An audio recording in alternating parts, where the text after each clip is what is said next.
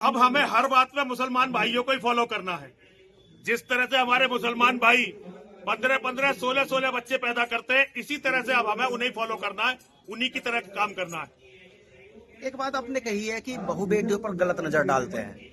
जी जी जी, किनसे तात्पर्य है? देखिए, मुसलमानों से तात्पर्य है, इस्लाम के जिहादियों से तात्पर्य है, उन सबसे तात्पर्य है जो मोहम्मद और कुरान में विश्वास रखते हैं।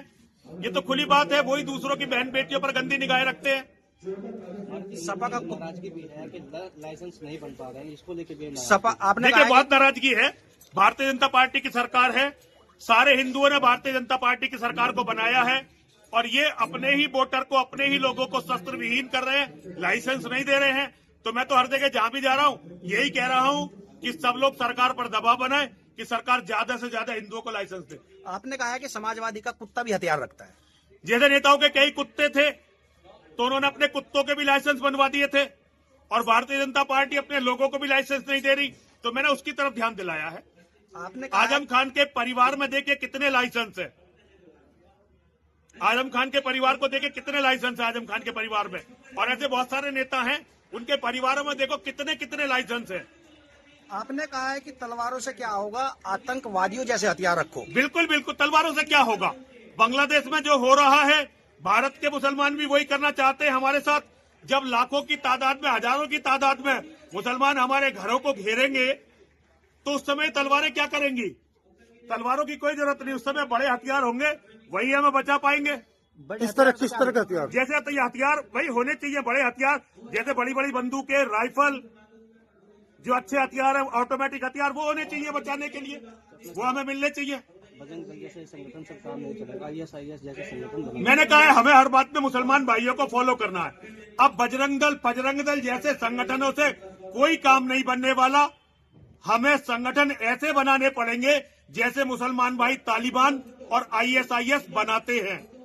इसी तरह के संगठन हिंदुओं के होने चाहिए, मैंने ये कहा है और मैं अपनी बात पर बिल्कुल अडिग हूँ। जब इतने बड़े हथियार रखे जाएंगे तो उससे तो कत्लेआम होगा। कत्लेआम की क्या जरूरत है, आत्मरक्षा के लिए चाहिए हथियार। कत्लेआम क्यों करना चाहते हैं आप, फिर तो आप मुसलमान हो गए।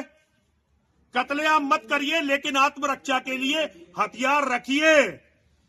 कश्मीर की तरह, बंगाल की तरह, पश्चिमी उत्तर प्रदेश जहां हम खड़े हैं, अपने बच्चों को बचाने की जिम्मेदारी, आपके बच्चों को कोई पुलिस नहीं बचाएगी, कोई नेता नहीं बचाएगा, कोई हिंदू संगठन नहीं बचाएगा।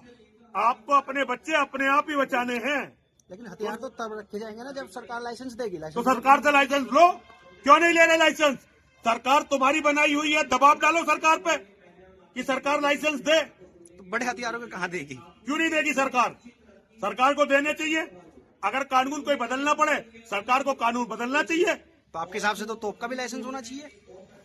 तोप का लाइसेंस, हाँ भैया, अगर कोई चाहे तो ले लो, अमेरिका में मिलता है, अमेरिका में तोप खरीद सकते हैं लोग।